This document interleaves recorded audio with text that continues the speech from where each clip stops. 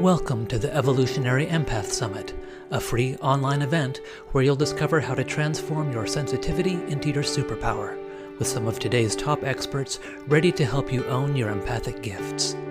Share this powerful program with your friends and family, and join us on Facebook at The Shift Network. And now your host, Bevan Neiman. Welcome everyone from whatever corner of our planet that you are hailing from today. And we're so glad that you're joining us, and I'm thrilled to introduce our special guest, Aaran Solh. Aaran began awakening as an empath and intuitive at age 15, which started him on a long journey of spiritual exploration that spans several decades and over 5 continents. He's the author of Empath to Mystic, the creator of the Intuition Quiz, and the voice of the Inner Voice Meditations, a system of spiritual development based on universal principles.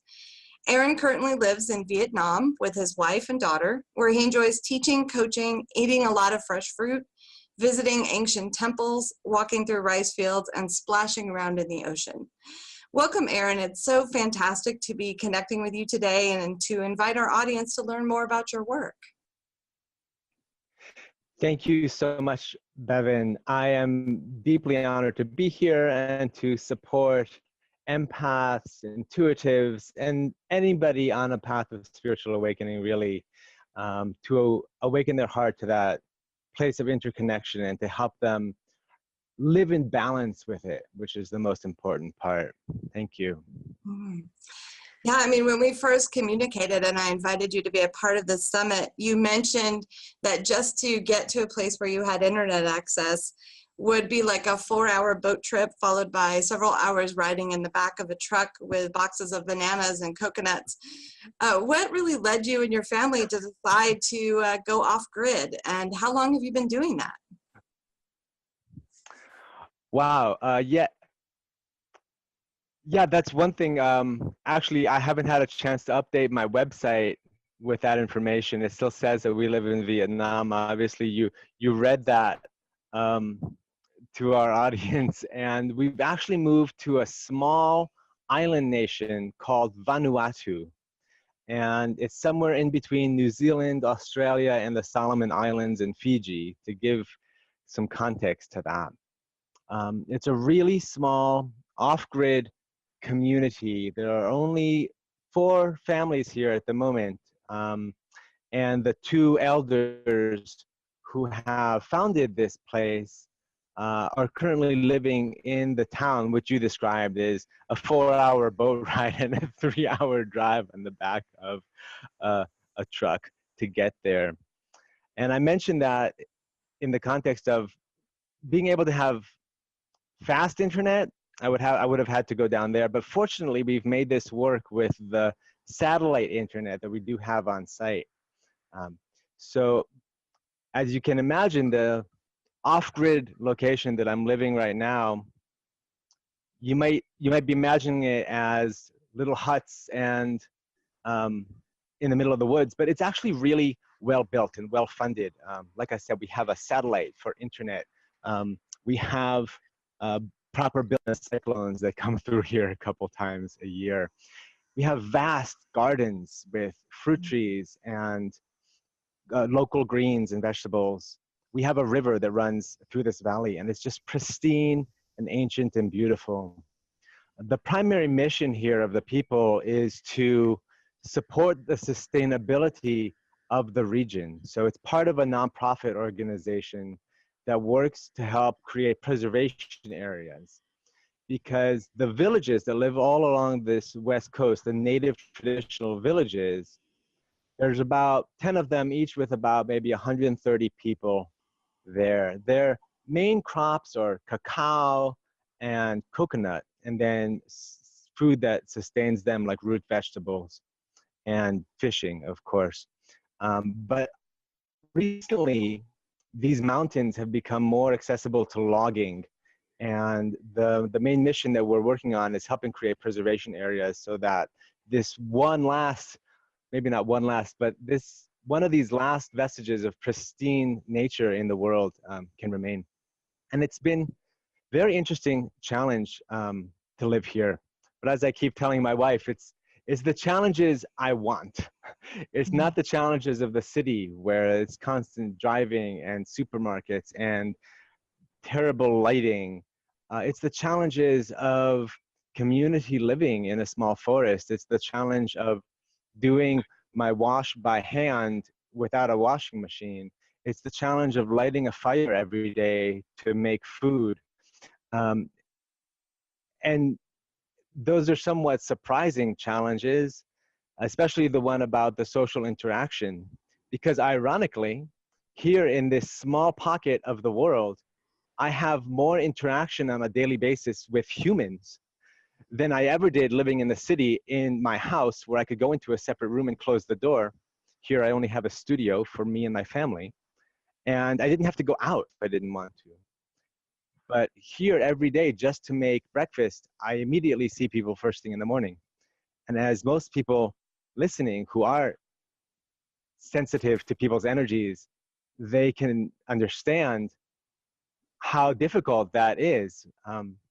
Because one of the things I always recommend to anybody who's in this place of spiritual awakening and awakening, or they already have an intuitive ability, is to create space for yourself, especially during the day, always being able to take space in nature and be together with nature and be nourished by nature. Developing that connection is one of the primary needs of anybody who's awakening as an intuitive or an empath, and anybody on a spiritual journey, because the energy is always moving through us and we're always picking up energy. And those of us who are consciously empathic are aware of this and get terribly confused by it. And of course, this is one of the main challenges that empaths face.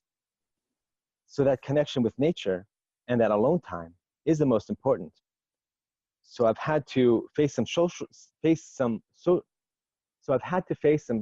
challenges in asking for space, in creating a way for me to make food without having to have conversations, and then just really taking my time by the river as needed. I am grateful that I didn't have to make the 8-hour trip into town to have this interview. And I hope I've clarified and described what life here is like for everybody. Well, thank you so much for, bringing this forward and giving us a real vision of what it means to do this work so close to nature.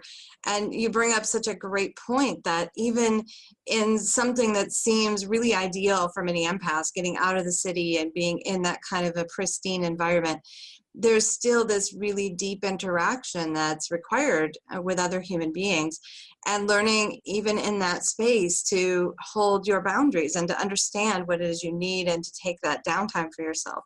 So I appreciate that you're drawing those parallels between, what someone may face in a more urban, modern environment versus where you are. It's really the same. It's really the same. It is really the same. As long as you're with people, you're going to have to learn to deal with people. If you go off and live in a cave completely on your own in nature, off-grid, lighting fires from scratch, never going into town for anything, then you might be indeed living the ideal spiritual life. And yet even the mystics of the past who were able to do that, the students inevitably come seeking them. And they do need to learn to contain others and deal with what it means to truly love and truly be an unconditional compassion and deep listening to each other. And here in this intentional community, we have both that intention and the intention of our service work to the world. I am fortunate to be living with people who are spiritually aware of themselves and who are aware of what these needs are for each of us. And we do respect each other and we do give each other that space as needed. It's just a challenge of standing up for yourself and stating clearly what it is that you need. I'm fortunate to be in a place where people listen to me around that.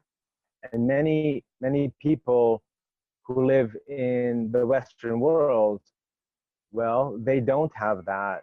They don't have the ability to always have people around them who will listen to them and respect them. or get through challenges with them. And that is definitely one of the challenges that we all face. The other thing I really would like to share about being in nature is that, I don't know, I was going to say ancient saying, but I don't know where this came from. It's wherever you go, there you are. And the more off-grid you get and the more time you spend by yourself, the more cities you travel to, the more people you get to know, the more jobs you have, the one thing that you will always learn is wherever you go, there you are. And the more time you give to yourself to be alone, the more you will come into touch with that which is disturbing to you within you, those past experiences that you just don't want to deal with. The present moment and the alignment with nature and the divine that can be difficult to contain and bear, because its desire is to cleanse you. Its desire is to purify you and transform you. And allowing that, being receptive to that on a regular basis can be very challenging to the ego anyway.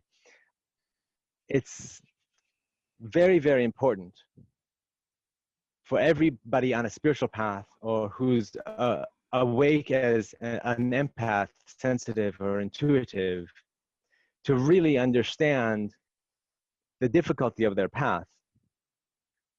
Because this path is a path of deep healing, deep presence, and deep connection to each other and to nature, to the universe, to God, however you want to describe that interconnection, that place of the deep web of life that we're all part of.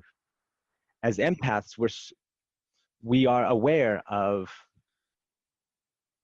we are to some degree aware of that interconnection.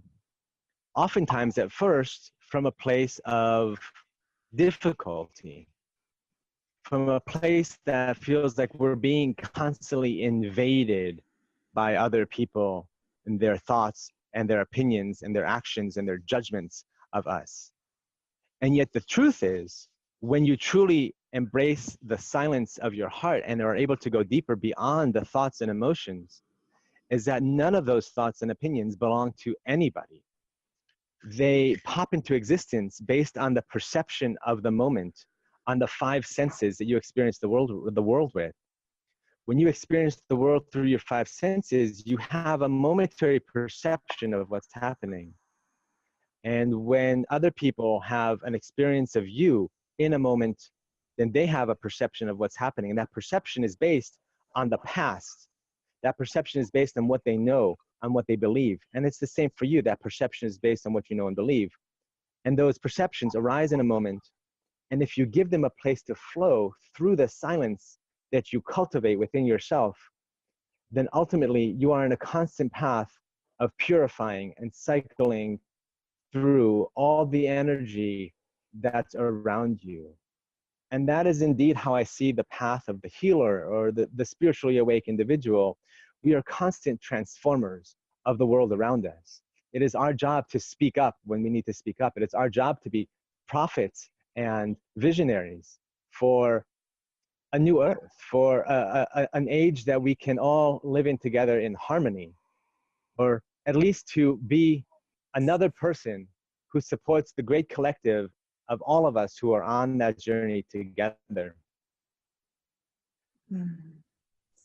So waking up that voice within us, being the transformer, and in a sense, being the immune system of the world, as a healer, as an empath, as somebody who can really understand what it means to be in harmony in nature deep within them, even if they don't have an intellectual understanding of that yet completely, or completely grasp and are able to channel that, then even then, it's our job to cultivate that and recognize the impersonality of that, to move beyond the personal, this is my thought, this is your thought, but to really see ourselves as allowing the world to spin around us from the silence within ourselves. Mm. Mm.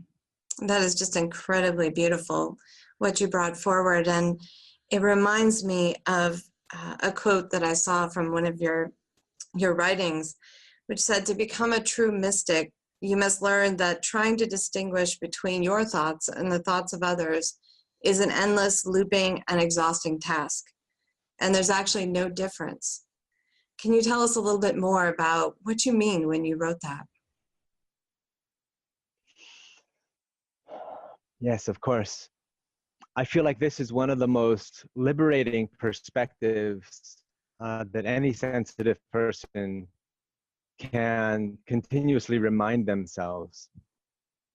So as I was saying, the thoughts that exist in our field, we tend to take on as personal and identify with them. Our whole identity, in fact, the whole concept of I am this, I am that, comes from deeply embedded thoughts, which you might call belief systems, that are embedded into our brains as young children, as infants, as toddlers, and even in the womb. And some might even say we come in with a certain energy, with a certain karma of our spirit. Even prior to that, things that are intertwined in our very being that has traveled through eons of lifetimes into this world, into this lifetime. Now, I have a slightly different perspective on that, and I'll share that later, but to stay on point,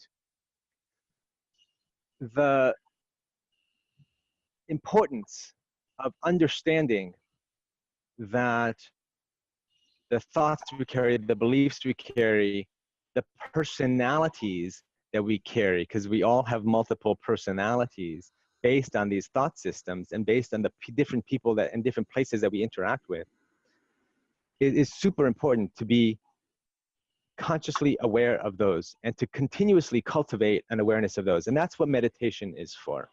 That's what all the healing practices and modalities are for. That's what breathwork is for. That's what psychoanalysis is for. That's what going to see healers is for. That's what simply spending time listening to nature is for. It's all about the emptying out of ourselves, what some call unlearning. And as we continue through this unlearning process and purification process, there's so much to understand on this path, but the core issue to continuously look at is the cleansing and purification, and to receive support from a place beyond yourself for that work. And this place of receptivity, this is really the key and core place that you can meditate on, that you can think about when you're doing practices, when you're out in nature. If you're gonna just focus on one thing, utilize receptivity to your higher nature, to your inner voice, to God, to the divine of your understanding. What in the Sanskrit is called Satchitananda, which is the blissful intelligence of the universe, which I really like that description of divinity, the blissful intelligence of the universe. And when you are receptive to the blissful intelligence of the universe, then everything can unfold naturally. And you can let go of the thoughts of others. You can learn to be a transformer. You can learn to be the immune system wherever you are in this place of impersonality, where it's not personal, where the only thing personal to you is the subjective experience of your own divine nature. That's the only thing that we ever have to be aware of, our subjective. Note I'm saying not objective. It's not the same for everybody. It's subjective. It's our unique experience of our divine nature and the connection that we have with that and the receptivity that we can have in that. And that allows us to live our dream. That allows us to speak the truth when truth needs to be spoken. It gives us strength. It gives us confidence. We can't create confidence through our thinking, although many people try to teach that. And to some degree, you can change your thoughts. But as one of my primary teachers, Adyashanti, likes to say, that's like rearranging the deck chairs on the Titanic. The Titanic is that thought system. It's the mind. And it's going to sink eventually. You can rearrange the deck chairs on it or the art on the walls to make it look a little prettier on your way. But ultimately, you have to seek the silent place within you and make that the core of your being in order to be fully yourself and fully who you are in this world. And I'll backtrack real quick to go to that place where I was talking slightly about past lives, reincarnation, that kind of thing, and just give another perspective on that from a place of wholeness. And this has been an experience I've had, but it's also, I've also come across it in some teachings that I've read. In a sense, we are all living parallel lives as one being. And you can think of the 50 trillion cells that make up your body as the people on the planet making up one body, all being one consciousness, one humanity. And going back to the metaphor of the immune system, some of us do serve that place of purification in the world, of helping the body as a whole through taking on board the poisons and purifying them, taking on board thoughts and moving beyond them, allowing them to flow. And that provides a space for other people to feel more connected to their nature, more connected to the divine within them, more silent, which is inevitably what creates happiness. The ability to be seen, the ability to feel calm, the ability to move beyond the fear that everybody's carrying around them, usually a fear of rejection of some kind, where we're constantly trying to prove ourselves, constantly trying to fit into a mold, and eventually as well needing to move past all that schooling, conditioning, all the artificial moralities that are imposed on so many of us, and into simply being ourselves, which is one of the amazing gifts that each empath in this world can embrace if they choose to. It doesn't mean we'll all be healers of some kind. It doesn't mean you'll be an herbalist. It doesn't mean you'll be a spiritual teacher or some guru or something. It simply means that as you embrace that interconnection, whether you are a CEO of a company that is doing something positive for the world or a carpenter, you will be doing so from a place of presence, which in and of itself brings good to the world. And so what I hear you saying is it's a little different than some of the common knowledge that's out on the internet, for example, about being an empath. What I hear you saying is it's more about showing up and your presence in the world, your role modeling, versus actually taking responsibility for other people's problems and energy and emotions, which a lot of empaths tend to do. Can you tell us a little bit more about perhaps that distinction between the two things? Yeah, thank you. It's very subtle, isn't it? So many people talk about protection and distinguishing between my thoughts and other people's thoughts. And you know what? There's a real important step that everybody needs to take. And while I'm emphasizing the step of falling into oneness, it is a very important step to take where you do learn to protect your energetic field and have that separation. As one saying goes, you have to be somebody before you can be nobody. Somebody in the 60s said that, and it's become this popular saying. And it is actually very important. I don't want to underplay it or say that it's not important.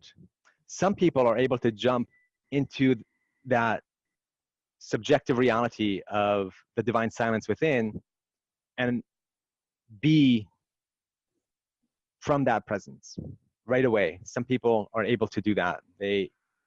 Grace taps them and boom, there they are. They are awake human beings. Most of us need to do a lot of work before that to prepare ourselves and to shift our personalities a little bit. So, and our belief systems. And that does have to come from a place of receptivity to the divine within, or receptivity to our own inner voice.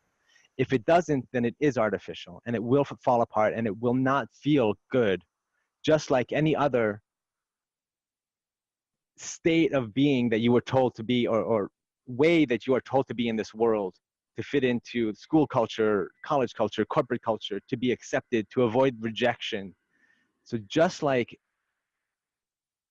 any of those artificial structures of personality and ways of being, you can't think from your intellectual mind, oh, this is going to be, I can now become something better. I can see from here that there's something better, and I'm going to try and be that. It is an endless loop, because there's always going to be something better, something to improve. And there's always going to be challenges in life. So it's always tuning in to that inner voice and learning to be receptive to it, and allowing from that place to shift your personality, allowing from that place to determine for yourself what is good for yourself and what is not good for yourself.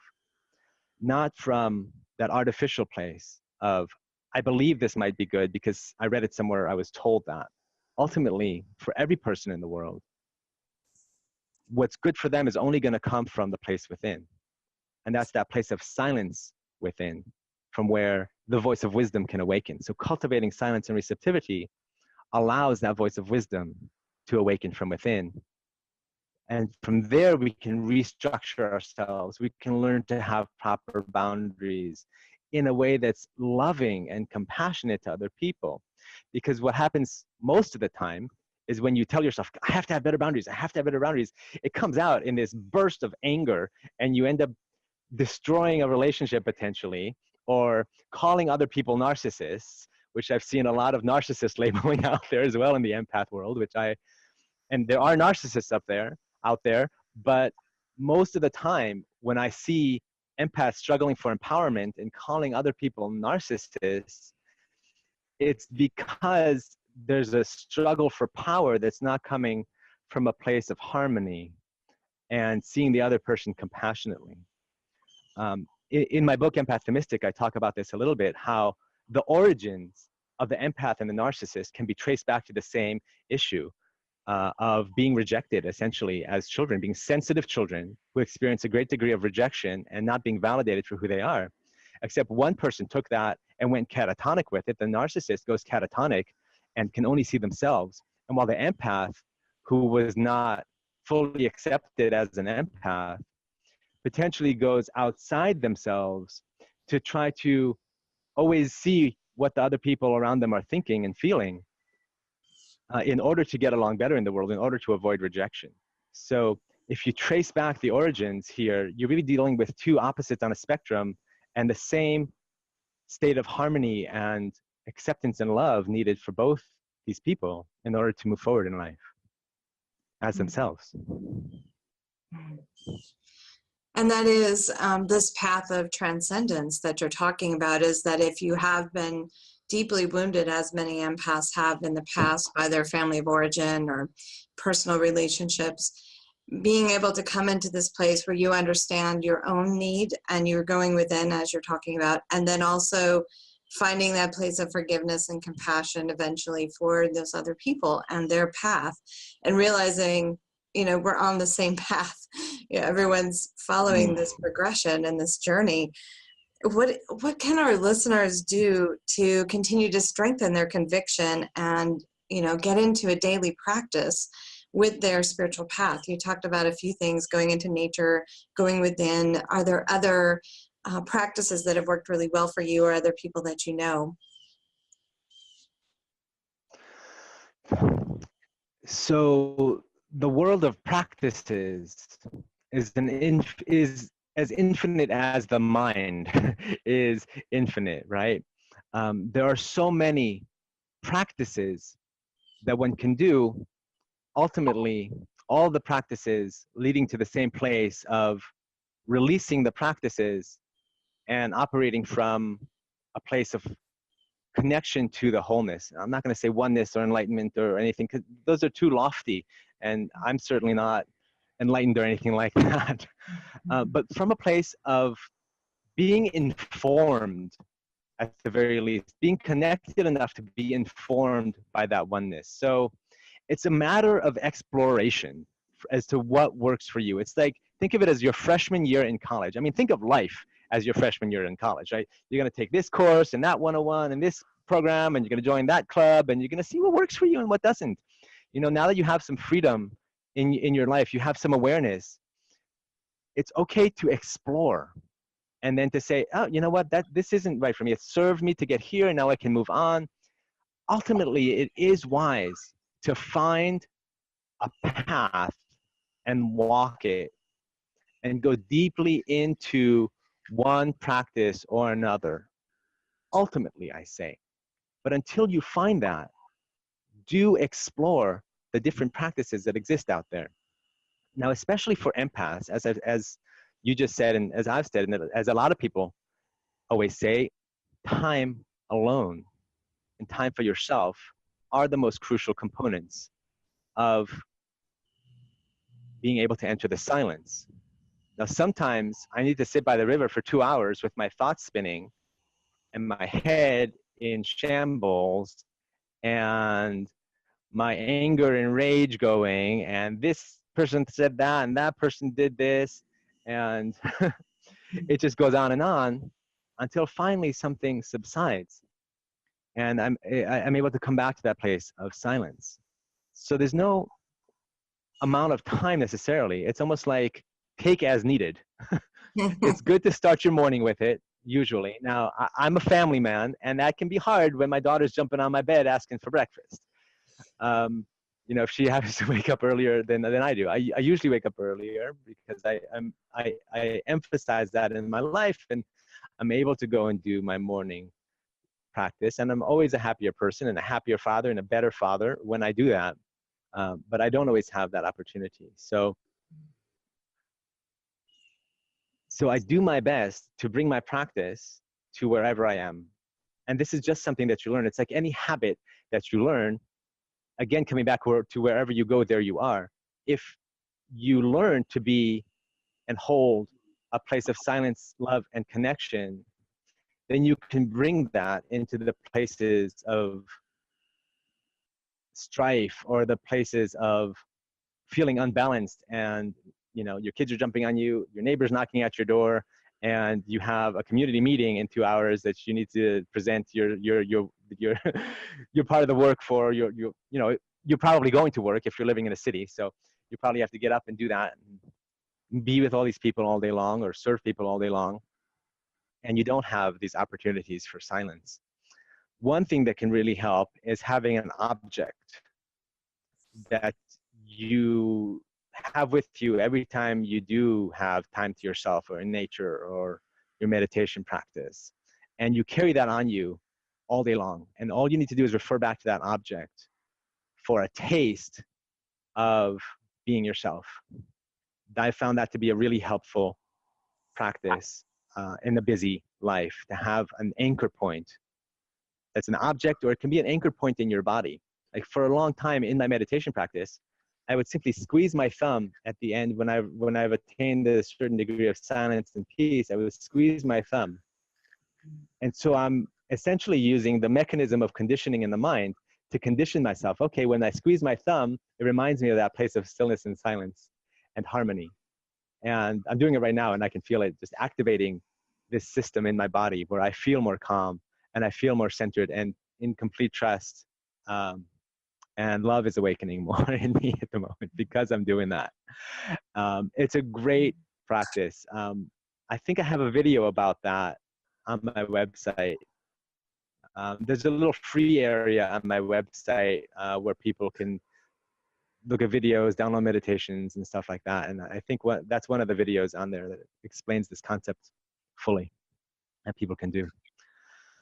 I think I've gone on a little bit. I hope that answers the question. Oh, you know what? There's one more practice that I do recommend. I call it the waterfall practice. It's simply visualizing yourself under a white light waterfall and being washed clean, washed clean, washed clean. And you can do that anywhere you are. You can do that in the middle of a meeting. You can do that in your home in the morning or at night. In nighttime especially, it's good for clearing off the day. Visualizing yourself under a white waterfall. Very, very simple practice. You can add to that practice by visualizing yourself in a circle. Or even if you have a practice that's more of an earth-based spirituality practice, you can do some kind of circle casting or calling in of the four quarters. Or even if you are, a Christian or have a part of a monotheistic religion of some kind, you can invite the divine or an angel to be with you on each side for protection, for love, for connection, and then do the waterfall practice from that place of higher connection, higher consciousness. That's a very important practice as well. Thank you for sharing that. And is your website the best place for our listeners to continue to connect with you after the summit? Yeah, the website is simply my name, Aaran Solh. That's AARANSOLH.com. Same name on Facebook. I'm the only person in the world who spells their name Aaran with a third A, so it's easy to find me.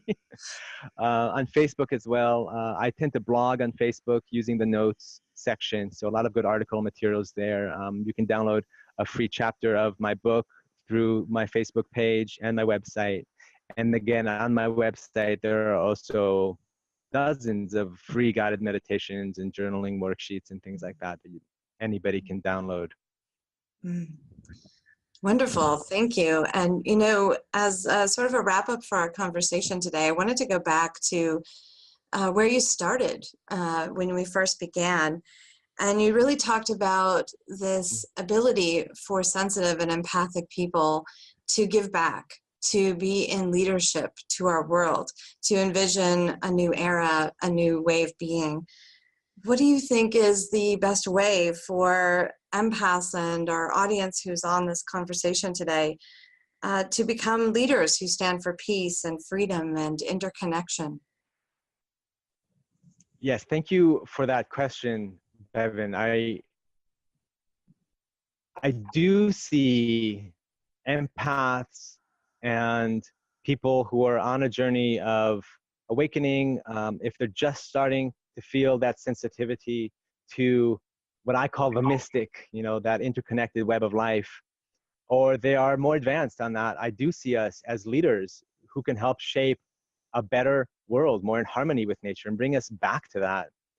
Now, one of the biggest challenges that mystics or empaths face in the Western world is the lack of a cultural place for those people. Now, in India, if you have this gift, you might be entered into a monastery, or in Tibet, the same. If you are in a traditional culture, you might become a shaman's apprentice when you are recognized as somebody who has these talents and gifts. But in the West, there's literally no more place for this person. Even the spiritualities of the West, whether it's Christianity or Judaism or Islam, they don't really have a place in the mainstream anymore for the true mystic, the person who is really a bridge for a divine reality to become reality, for the divine reality to become our physical reality. And whether that's in the individual person's body, where you're a healer for somebody's body, or you are a spokesperson and visionary for nature, or for conscious business practices, or for sustainability and natural building, whatever you are called to be, and wherever you are called to be from that place of sustainability and harmony, which is the natural place of an empath. It is the place of growth. It is the place where every empath and sensitive person will grow into when they commit to going there. And it's not without challenges. It's not without difficulties. But again, as something that I said at the beginning of this conversation, there are no better challenges to have for you as an empath, as a sensitive person, to develop these traits and to become a truly empowered leader and spokesperson for that harmony. That's why this talk is called Channeling the Mystic, because a truly empowered empath is a channel for the mystic. A truly empowered spiritual practitioner is a voice for divine harmony in the human body and in the big body we call Earth or Gaia. And a great way of receiving support for that is not only by turning to the divine within, but it's also turning to your fellow empaths and mystics. And there's a great practice, and I have this as a recorded meditation on my website, and also on Insight Timer, which is an app that you can use for meditation. So this practice is simply tuning in to your collective of empaths energetically. You close your eyes, you can do it right now if you want, and you simply invite the collective energy of your artists collective, and your artists are the empaths and mystics of the world, past, present, and future. You turn into that collective and you offer yourself and your gifts to that collective, and then you can ask for anything you need back from that collective, and boy, is there stuff available there for you. You can receive so much from tuning into that energy of the people who are in the same wavelength as you, so engage in the same challenges as you. You can receive so much wisdom from that place, and you can offer yourself and receive so much energy by simply offering yourself to that collective and feeling yourself as part of something greater than just the one person that you may feel like when you're walking down your city block and nobody seems to really understand what life is all about. If you do that practice of tuning into the collective regularly, it will help you become a leader, and it will help you become who you were born to be and meant to be in this world.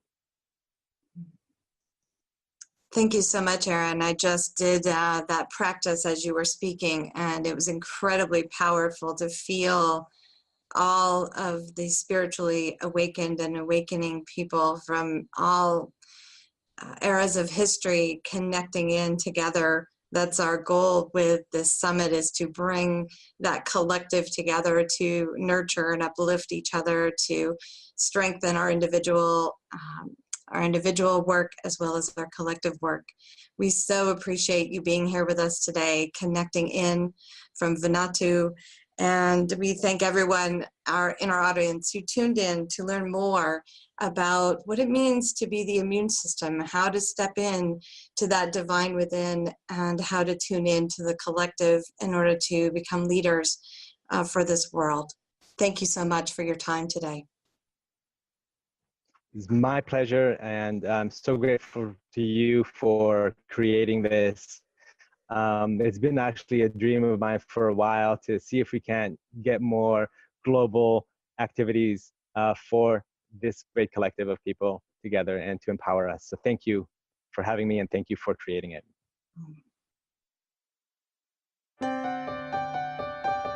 Thank you for joining the Evolutionary Empath Summit, brought to you by the Shift Network.